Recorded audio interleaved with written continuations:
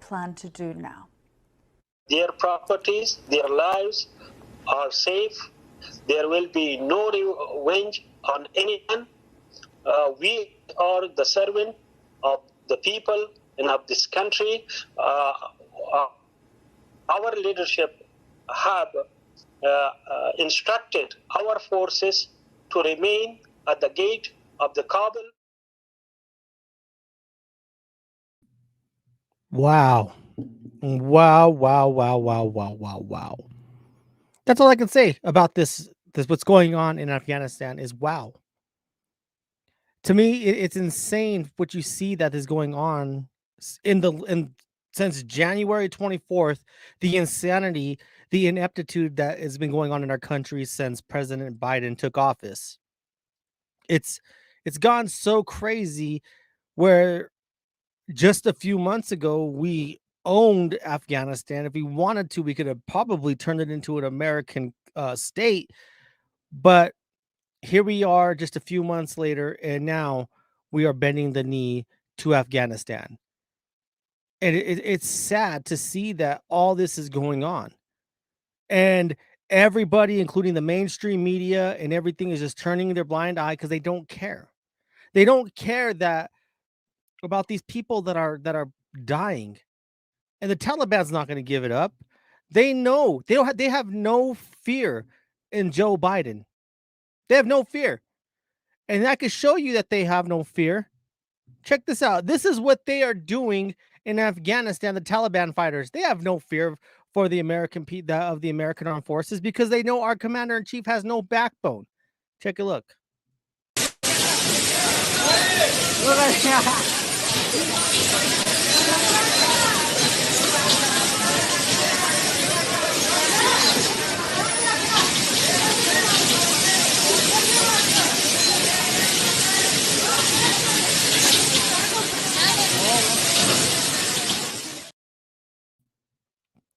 They have no fear. They don't care. What are the American forces going to do? What is our president going to do? He has no backbone. He doesn't give a damn about everybody else out there. They sit there and they tell us that they care about women, that they care about children, that they care about all these people out there, but they don't care. Our administration don't give a damn. If they did, we would have found an easier way out that we could easily transition into power. Take a look. The spoils of war. Taliban try out Kabul fun fair as firefighters go door to door in capital looking for interpreters and Western allies amid claims of rape gangs in other cities. The Taliban gangs are reportedly marauding the streets of Kabul, hunting girls as young as 12 for sex slaves. As militants go door to door trying to track down locals accused of helping Western forces during the Afghanistan war and 20-year intervention. Chilling reports have emerged of Islamic militants stalking the capital city for women and girls after the terror group swept across the country, seized Kabul virtually unopposed at a speed which has stunned the U.S., Britain, and other NATO powers.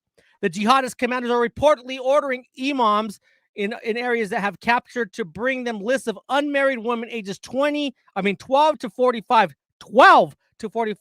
for their soldiers to marry because they view them as qama, or spoils of war, to be divided up among the victors. This is literally what is going on in this country. Since we've turned around in just a couple of days, the jihadists are sitting there ready to take over. They already took over. They're going to start going after child brides because they're spoils of war. So to any woman out there that is complaining about living in the United States, you couldn't survive one day in these Islamic cities. For all you people out there who sit there and say that that we should study the Quran and that we should have people like this in our country, this is what you're getting. People that are willing to marry 12-year-old girls because they're spoils of war. It's asinine that what we come to and that we allow this to go on. Even the Secretary General of the UN said something. Take a look. I appeal to the Security Council and the international community as a whole to stand together, to work together and act together, and use all tools at its disposal to suppress the global terrorist threat in Afghanistan and to guarantee that basic human rights will be respected. Regardless of who holds power, these two fundamental principles, in which our world has such a deep and abiding interest, must be upheld. Mr. President, the United Nations is committed to supporting Afghans. We continue to have staff and offices in areas that have come under Taliban control. I am relieved to report that, in large measure, our personnel and premises have been respected. We urge the Taliban to continue to do so and to honor the integrity and inviolability of diplomatic envoys and premises. The humanitarian crisis in Afghanistan affects 18 million people, fully half of the country's population. It is vital that basic services continue to be provided. In a statement issued yesterday, the Taliban said that they would work with existing institutions. It is crucial that civil servant salaries continue to be paid, infrastructure is maintained, airports are reopened, and health and education services continue. There is no way in hell that the Taliban is going to work with the United States. There's no way in hell. There is no way in hell the Taliban is going to work with the United States, because the warlords are trying to track down Afghans who cooperated with the Allied forces after the invasion and are toppling the toppling of the Taliban regime following the September 11th attacks. With one video showing a militant shooting a man on a wall at the Hamad Karazi International Airport. Take a look at this.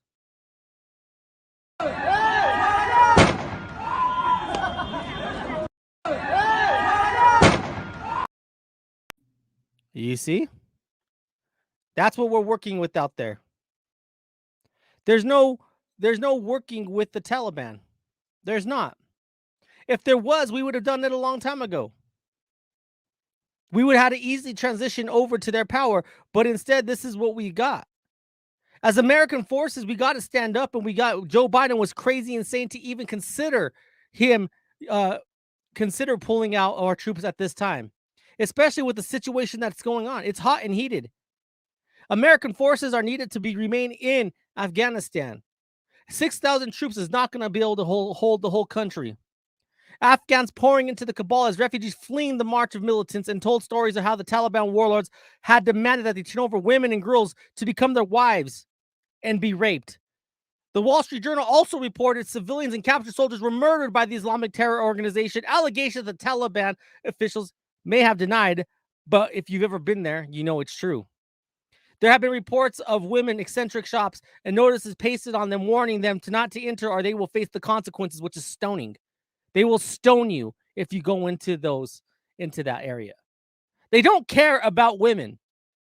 All these people sitting there saying that Muslim people care about women. No, they're not. Women are for procreation. That is all. That is what we have welcomed into our country with what we got going on here with Ilhan Omar and all them other people. It's time for Americans to actually realize what is going on and stop looking at ourselves as the problem. The fact that we have other groups coming into the United States and infiltrating and pouring these kind of values into our system is asinine. A lot of the men that live in these Muslim countries, they believe just that. Other reports say women are being forced to wear face coverings and burqas. How did you not think that wasn't going to happen? When the Taliban took over, they should have known this was coming. All women in that area should have known it was coming because they are old school. The Taliban believes in the old school Muslim beliefs, not the new school. They're going to take this back to the way it was probably when Muhammad was around until we get them back, get the country back, if we even want to go back in and do that. That's why President Trump has demanded Biden resign in disgrace over what he has done in Afghanistan. Former President Donald Trump sent a statement to his followers calling on Joe Biden to resign in disgrace on Sunday amid the Taliban's takeover of Afghanistan after the withdrawal of the U.S. troops. It is time for Joe Biden to resign. For all he's allowed to happen in Afghanistan, along with the tremendous surge in COVID, the border catastrophe, the destruction of energy independence, and our crippled economy. And our economy is in the shits. Inflation is going to kill this country. Inflation is going to put this country on its knees. And it's sad to say, but that's exactly what's going to happen. We have no control over our spending. We have put people into office that doesn't know how to balance a budget at all. Instead of balancing a budget, they think more spending is the answer. They continue to put money in the pockets of people who don't want to go to work. And President Trump is right. The way that Biden has handled our border wall is insane. Our border is basically wide open and flooded for people to come in. He continued perpetrating his claim that Biden won the presidency. I'm not even going to go into that because if we do, we know what's going to happen. I'm already on a strike. The Taliban quickly began gaining control of key Afghan cities as Biden held his promise to send troops home before the 20th anniversary of September 11th attacks. Trump has continued to slam Biden for his handling of Afghanistan and the border wall. And with everything that's been going on in this country, with COVID running us ragged, the fact that Afghanistan now is overtaken by warlords of the Taliban, the fact that we don't have our workforce where they're offering thousands of dollars in bonuses for you to go to work, people don't want to work. And the question I wonder to ask you guys is, do you miss President Trump? Do you miss him yet?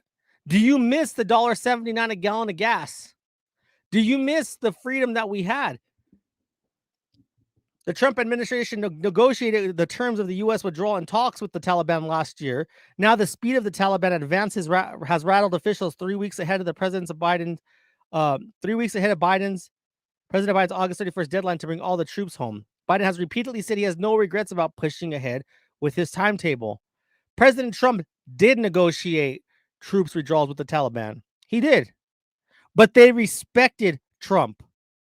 Do you think that if President Trump was still in office, that this was going to go down the way it did? If President Trump still continued to hold the office of president of the United States, do you think the Taliban would even consider doing what they've done? I don't think they would have. I think the economy would be getting back to normal. I believe that that we would have withdrawn the troops, but in a way that we would have been able to handle the outset of the Taliban, because they would have respected President Trump. Joe Biden has no respect upon any other country in this world. Hell, he don't even have the respect here in the United States, let alone the Taliban. On Sunday, the Taliban took control of the cabal. The co-founder of the Taliban has been declared the new president of Afghanistan after the terror group announced the 20-year Western occupation is now over, and he proclaimed an Islamic State during a triumphant speech from the presidential palace in Kabul. Take a look.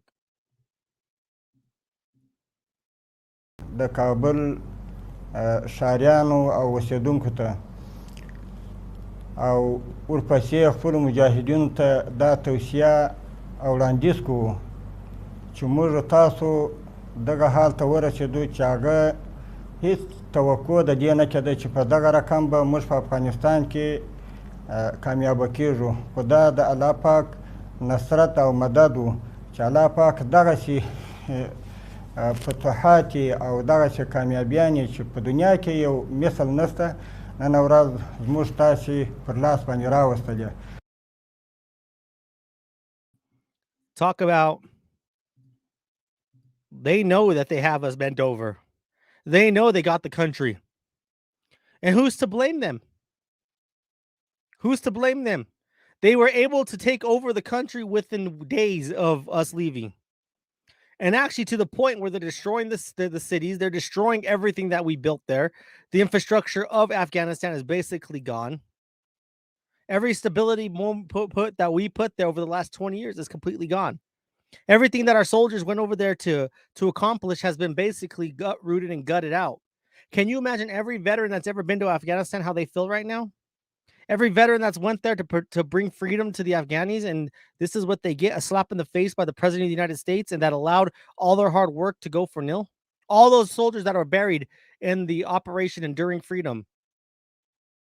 All those soldiers that have lost their lives to open up a free Afghanistan is just a slap in the face over and over and over again, especially now within a few days that the Taliban has taken over the country. It's crazy. It's crazy. And they're driving around in go-karts. They're living the dream. In a victory speech from the Cabal on Sunday, Badr said, "I want to congratulate the Muslim Afghan people on this huge victory, especially the citizens and the residents of Kabul. And I also want to advise and demand from the Taliban fighters that we have reached the situation that is unexpected and unique. This happened with the help of God and must not make us ignorant." They've already declared victory. The Taliban fighters stormed the ancient palace on Sunday and demanded a peaceful transfer of power as Kabul descended into chaos, with U.S. helicopters evacuating diplomats from the embassy and scenes echoing the 1975 fall of Saigon, which followed the Vietnam War. Look at them. They don't care. They're already celebrating. They're already celebrating. Check this out. Fighters behind the desk of the presidential palace. It's interesting because when the day started and reports emerged that the Taliban were outside the city walls, and they were told by the leadership, they will not enter the city. We want to reassure people. We'll be having talks to try and negotiate a handover of power or such and such. They're inside the city walls. I mean, they didn't stay back. There was the excuse given that they were there to provide security, but I mean, do they need to secure the presidential palace? What does this say? What conclusions can we draw from the statements the Taliban are making, given the situation is changing so fast? Look, the Taliban's battlefield behavior has not been in sync with their public statements. You know, for the last few months now, the Taliban fighters have taken down the flag of Afghanistan inside the presidential palace. That flag has been rolled up. That way, where okay, it's putting Rob, people on planes and getting them out. Rob, I'm going to cut you off there because we have now secured. For now. So things are moving very, very, very, very fast, of course. Anyone following events throughout the day will have known that things have been moving very fast, very unpredictable. What we've just been watching is that's one of our colleagues from Al Jazeera Arabic who is inside the presidential palace with those Taliban fighters, basically doing a show and tell for our viewers in Arabic. So after that flag had been taken down, the flag of Afghanistan inside the Afghan presidential palace, we have been... That does not look like a group of people who are willing to turn over the country. It's insane. The U.S.-backed Afghanistan President Ashraf Ghani fled the country from Pakistan, effectively ceding power to the Taliban, bringing the 20-year Western occupation of Afghanistan to an end, while thousands of Afghan nationals rushed to the Pakistan border in a bid to escape Islamic rule. The people that are trapped there are screwed. The people that are still stuck there have to figure out something. Because commercial flights were later suspended after sporadic gunfire erupted at the airport, according to two senior U.S. military officials who spoke on the condition of anonymity to discuss the ongoing operations. Evacuations continued on military flights, but the halt of commercial traffic closed off one of the last routes available for Afghans fleeing the country. Trust me, Afghans have been trying to leave the country. Afghans have been trying to flee since this all went down. There's young girls out there that are scared that they're going to be raped and killed. There's young girls out there who are still trying to figure out how they're going to survive this because they're getting pushed into being married at a young age. Take a look at this.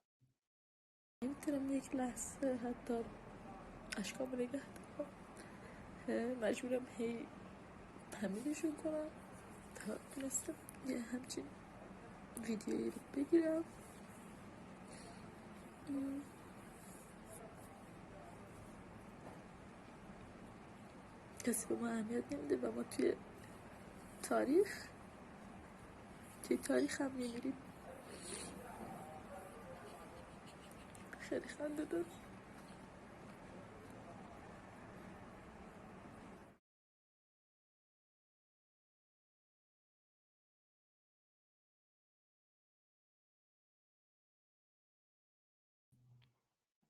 That's what's going on. Kind of breaks your heart to think that these young girls out there are fear for their life. The reports have sparked fears of brutalizing female Afghans under the Taliban, with UN Secretary General Antonio Guterres saying he was concerned by accounts of human rights violations against the women and girls of Afghanistan who fear the return of the 1990s, and it's going to happen. There's nothing that they could do to stop it unless we go back in. Girls have been pictured walking to school in Kabul wearing traditional Islamic dress, walking in pairs down a dusty road. The girls were seen in white headscarves and traditional black shalwar kameez as they went to school on Monday. As young woman described the nightmare of watching everything collapse in the blink of an eye. Kabul's first female mayor admitted she was simply waiting for the Taliban to find and kill her and her husband. And they will. If she doesn't escape, they're going to kill her. What you got to understand is the Taliban, they think women are worse than the dogs. The Taliban believe that women are below the goats because the goats could give life by giving meat and milk and cheese. The fact that's the situation that we have going on in this country, where people do not see what is actually going on. They're blinding us as Americans are walking around with blinders on and not seeing what's going on around the world.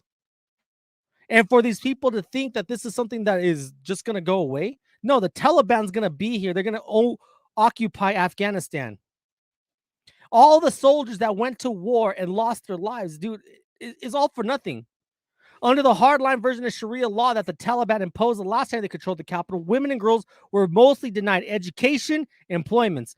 Burqas, full body and face coverings became mandatory in public. Women could not leave home without a male companion, and public floggings and executions, including stoning for adultery, were carried out in city squares and stadiums. And I've watched videos of them stoning people, stoning women for having affairs, for walking out without their burqas. Sharia law is insane.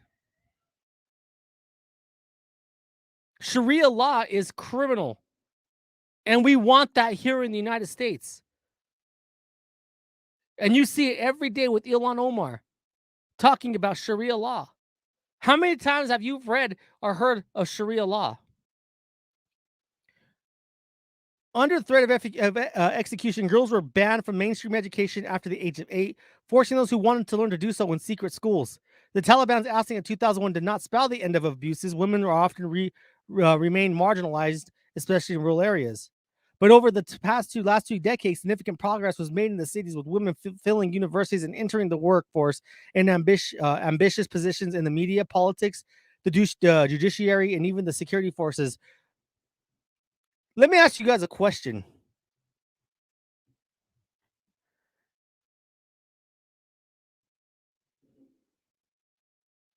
Let me ask you a serious question. Wasn't part of the COVID, I think it was the first or second COVID bill, didn't they send millions of dollars to Afghanistan on your dollar for women's studies? Please remind me. Please tell me if you guys remember that we sent millions of dollars over to Afghanistan for women's studies, to educate women on opening checking accounts. That was in one of the COVID packages. I can't remember which one. Oh, it was Pakistan. My bad. Pakistan. They probably knew this was going to happen.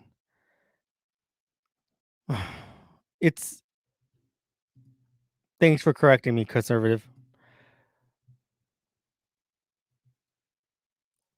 All I'm saying, guys, is everything that we've done, all the work in progress that we made, is for nothing. All the work in progress that we made in Afghanistan is for nothing. If anybody wants to sit there and call for Sharia law, any woman out there that wants to call for Sharia law in the United States, why don't you take a vacation in Afghanistan now that the Taliban runs it? You won't come back alive. Go bring your loud ass mouth over there and try to do the Me Too movement out there. You won't come back home. It's insane that we have. It's insane that what we see every day here in the United States. And the fact that Joe Biden had no plan. All the work that all our soldiers, the soldiers that have died and lost their lives out there, I've had friends who've lost their life out there. It's for nothing. Think about the veterans who come back with mental illnesses, straining from PTSD to a bunch of stuff that they had to deal with out there, the stress, the depression of losing friends and loved ones. And for what? They basically wasted their entire their youth on fighting a war that we just gave up like that. That's what we should be thinking about. The veterans who have to live with remembering that they fought for this country. They fought to go free them. They fought to make it stable, and we give it back faster than you could say peanut butter. And you have millions of people over here letting the people flood the border, and we don't even know what's coming into our border because an outgoing border patrol agent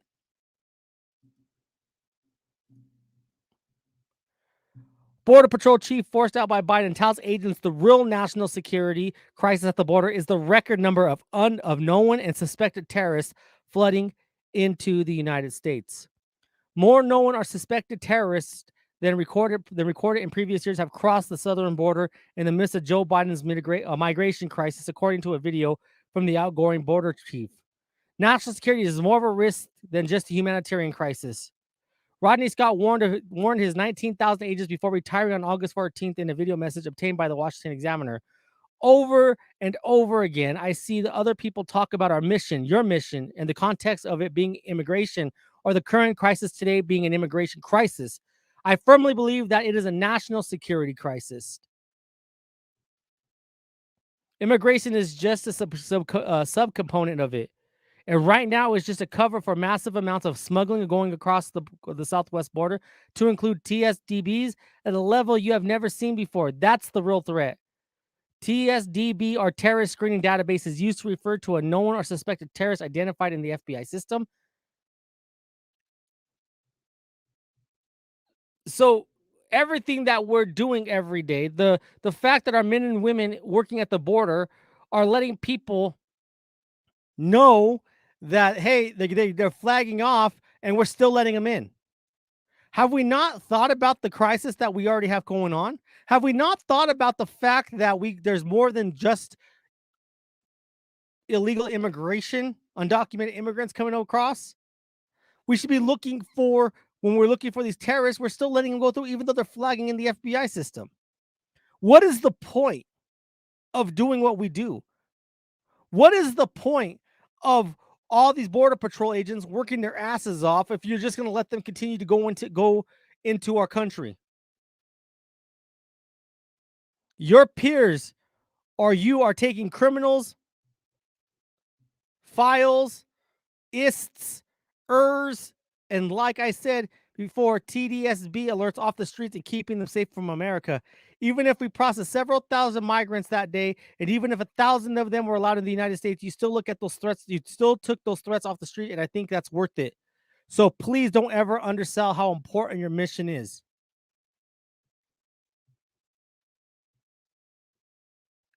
It's crazy, the work that these guys are not getting respected for.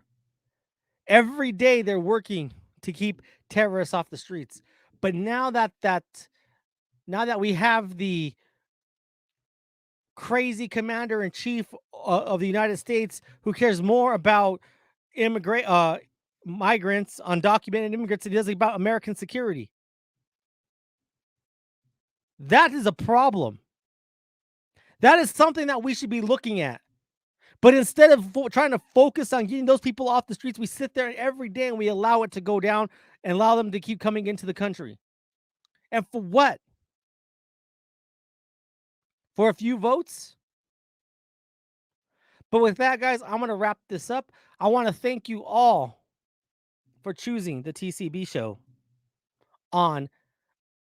I want to thank you all for choosing the TCB show on the Conservative Chicanos, part of the Conservative or the Chicano News Network. If you guys are new to the channel, please consider subscribing, smash that like button, leave a comment down below. Let me know your thoughts on all this.